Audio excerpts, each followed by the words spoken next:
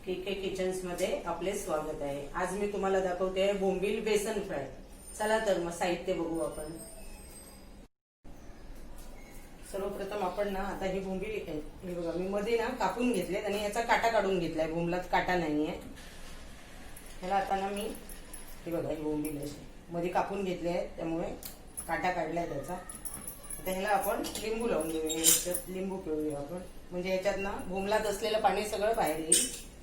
हे बघा आणि याच्यात आपण मीठ टाकूया। हे बोंबलात ना मीठ अंदाजानेच घ्यायचं, जरा जास्त नाही घ्यायचं। जास्त मीठ झालं ना तर बोंबील खारट लागतो।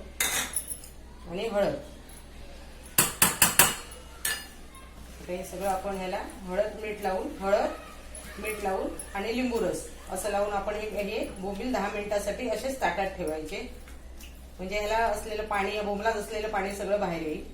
हे बघा मी असं कंत करून ठेवायचं जरा हे लावून, म्हणजे ह्याच्यात असलेलं पाणी ना सगळं बाहेर येईल। आणि मी ताट झाकून ठेवते। 10 मिनिटानंतर आपण 10 मिनिटं हे असं झाकून ठेवते, मग पाणी आल्यानंतर आपण फ्राय करूया। चला आता आपली 10 मिनिटं झालेली आहेत। आपण लिंबू लावून ठेवलं त्याला। हे बघा पाणी सुटले बघा बोंबलाला किती। ही बोंबील मी ह्याच्यात काढून घेते। हे बघा आता आपल्या ह्याच्यातनं पाणी किती निघाले आहे ते बघा। आता हे टाकून देऊया पाणी आपण। आता आपण हळद मीठ लिंबू लावून ठेवलं, पाणी निघालं। आता हे सगळं आपण निथळून काढलं। आता आपण ह्याच्यात अर्धा चमचा आलं लसूण पेस्ट टाकूया। आलं लसूण आणि त्याच्यात कोथिंबीर थोडीशी।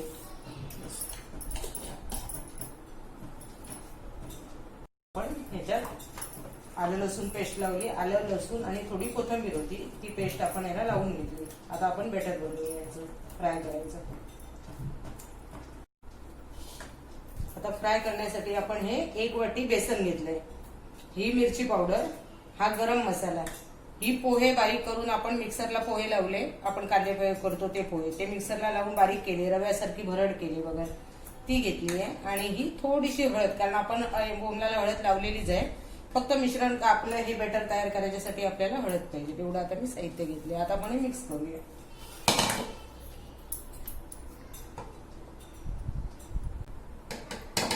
हळद जराच घेतली, कारण मी बोंबलाला हळद लावली आहे ना।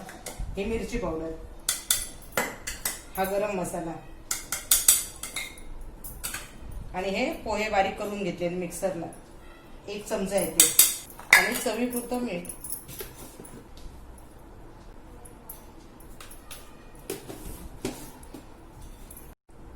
आता आपण त्याच्यात थोडं थोडं पाणी टाकून आपण बॅटर तयार करून घेऊया।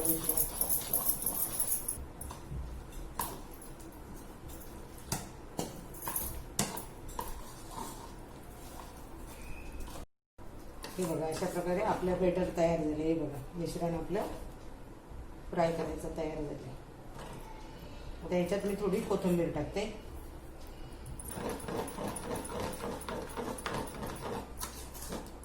हे बघा आपलं आता फ्राय करायचं मिश्रण रेडी आहे। आता आपण कढई ठेवूया आणि कढई ठेवून हे बोंबील फ्राय करून घेऊया। आता आपण तेल ठेवले, तेल आपलं तापलंय। आता आपण बोंबील त्याच्यात बेसन मध्ये घालून फ्राय करून घेऊया।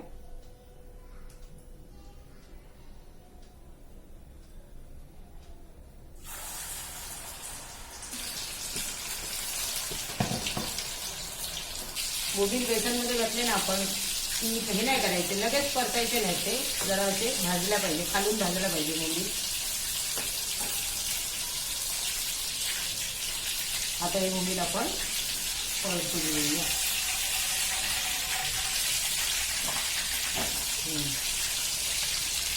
किती सुंदर बघ। आता बोंबील आपला भाजला आहे। हा बघा आपलं तेल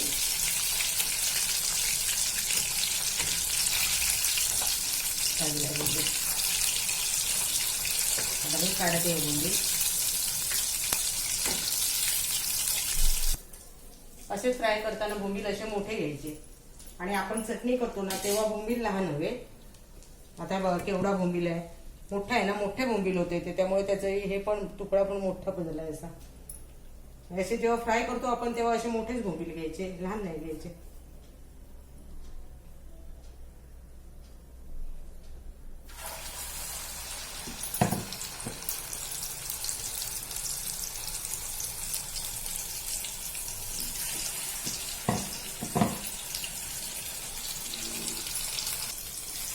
हे असे मोठे पीस घेतलेत ना तुम्ही, हे असे फ्राय करायला मोठेच पीस हवेत. आणि मोठे पीस घेतले की मच्छीवालीकडनंच ना तुम्ही मधला काटा काढून घ्या. म्हणजे ह्याला बेसन मध्ये ना म्हणजे आपल्या मजासारखं काटा लागत नाही, खाताना छान वाटतात. आता ही एक बाजू भाजून झाली, ही एक बाजू भाजली. हे तेल छान थंड झालं की समजायचं आपला बोंबील भाजून तयार झालाय. आणि ह्याच्यात ना बाहेरून ह्या बेटर मध्ये ना आलं लसूण पेस्ट टाकण्यापेक्षा ना नेहमी बोंबील आपण जेव्हा हे करतो हळद लावून ठेवतो ना, पाणी काढून निथळून जातं, तेव्हाच आपण आलं लसूण पेस्ट ठेवायची. कधी पण ताट ठेवताना असंच ठेवायचं, कारण आता सुद्धा बघा किती पाणी आलंय त्याच्यातून. एवढं पाणी भोंगलामधून मी पहिले निथळून काढलेच, पण आता सुद्धा एवढं पाणी आलं. नेहमी ना ताट असं करतच करायचं की पाणी निथळून खाली जातं. आता हे सगळे आपले बोंबील फ्राय करून झालेत. आपण आता गॅस बंद करते.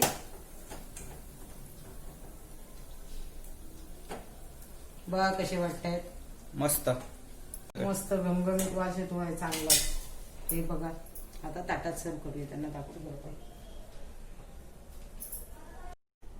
चला तर आपले बोंबील बेसन फ्राय तयार आहेत, रेडी आहेत. बघा तुम्हाला दाखवली तसं बनवा तुम्ही आणि बघा कसे लागतात ते. खूप सुंदर, खूप छान लागतात. आणि घरात तेल नाही उडत. आपण तव्यावर टाकतो त्याचं घरभर सगळं तेल होतं ना, तसं तेल नाही होते कढईत.